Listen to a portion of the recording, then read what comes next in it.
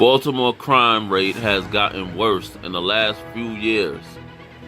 There were over 345 murders last year alone. Since the Freddie Gray killing, the crime in Baltimore has gotten worse.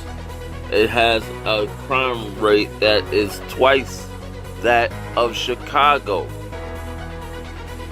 It's crazy. All right, let's talk about what's going on in the city of Baltimore. In 2017, there were 342 murders. It's the highest rate the city's ever seen. It was also the highest rate of any major U.S. city that year, more than double that of Chicago. The rise in violent crime in the city of Baltimore started back in 2015, following the highly controversial death of 25-year-old Freddie Gray. Gray suffered a fatal spinal cord injury while he was in police custody. His death sparked outrage and riots in Baltimore and demonstrations across the country, really. A lot of people blamed his death on a broken police system. And despite recent efforts to repair it, the situation seems to be getting worse. ProPublica reporter Alec McGillis published an article in collaboration with the New York Times on the rise in crime in Baltimore. Alec joins us now. The first question I had after reading parts of your article were why? What's going on? It's extraordinary what we've been experiencing here. I mean, it really is like nothing else in the country. Our rate is double Chicago. Chicago gets a lot of attention for their high homicide rate. Our rate is double that. And my piece set out to try to answer the question of what has been happening here. Broadly speaking, what I found was that there has been without question, a kind of a police pullback here over the last few years that started right after the protests after Freddie Gray's death. That really allowed a kind of unraveling to start happening here in the city.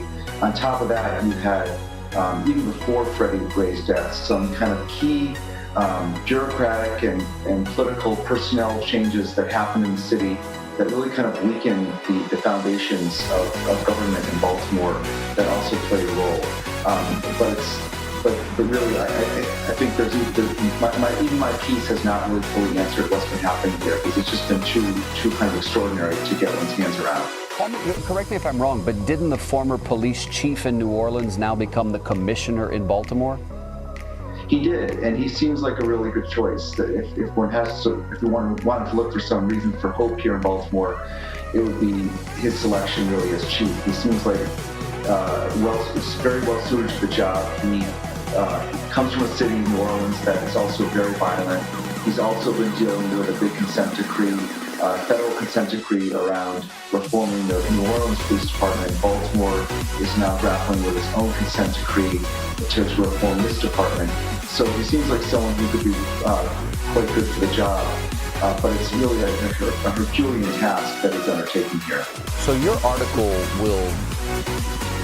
If I lived in Baltimore, I would be bothered and afraid by this. As someone who doesn't live in Baltimore, I find it disturbing. How do the police feel?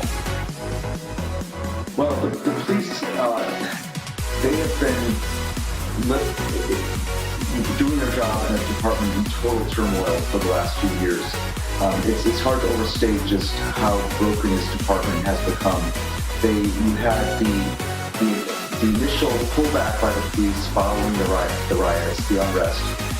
The police were very aggrieved over 6 of their members having been charged in Freddie Gray's death. So they really kind of pulled back in the months that followed. You had that going on. You also had an extraordinary police corruption case that was unfolding in those years, in the last few years. Epic levels of police corruption where they were charged, 8 police officers were charged with having robbed hundreds of thousands of dollars from people around town. On top of that, you've had one commissioner after another. We've had basically one commissioner per year over the last 5 or 6 years. The force is very undermanned now. They've lost a lot of officers who left the department. They've had trouble hiring to fill those slots. So it's really a department that's in complete crisis. Alec, tell me exactly what the federal government is doing in terms of this police monitor that they have set up. So after Freddie Gray's death, the federal government, the Department of Justice, came in and did a big investigation of the department. They put out a big report in 2016, and that report basically found that the department had been engaged in all kinds of discriminatory behavior in the years leading up to Freddie Gray's death, harassing and arresting black men in vast disproportion, to their population in the city, and using excessive force in cases where it was not warranted. And that report led to what is called a, quote, consent decree, where the city agrees to do all sorts of reforms of its police department with the oversight of a federal judge who basically oversees all these reforms, makes sure that they're happening. This has been done in a lot of other cities around the country in the last couple of decades. That's what the department is now engaged in, are these reforms. And they're controversial because some officers are saying that the reforms make it hard for them to do their job, make it hard for them to deal with crime in the city, to, for instance, approach a very crowded corner where you have drug dealing going on. They feel like that these reforms now keep them from being able to do that the way they need to. So that's become a very big issue here in town, sort of how one continues to do active, proactive policing within the framework of these new reforms. Is it true that this is having an effect on the economy as well? It definitely is. Baltimore's economy is actually relatively solid, as post-industrial cities go. It's actually doing, until this all started happening, it was doing relatively okay compared to a lot of other Rust Belt cities. But this is definitely having an effect. I mean, people, there's an element of fear that has come back into the equation for the city in a way that's just not the case anymore for most cities.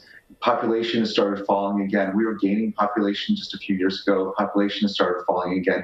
You hear about restaurants closing downtown because fewer people are coming in from the suburbs. People are more fearful now about coming into the city. Probably almost more fearful than they need to be because a lot of the crime is still heavily concentrated in certain parts of town. But it's definitely having a real effect now on the city's population and its economy. Wow, Baltimore. That's a hell of a sobering picture you paint there. Tell folks where they can go read your article. You can read the article both at ProPublica.org or at the New York Times. Alec MacGillis, thank you. Thank you.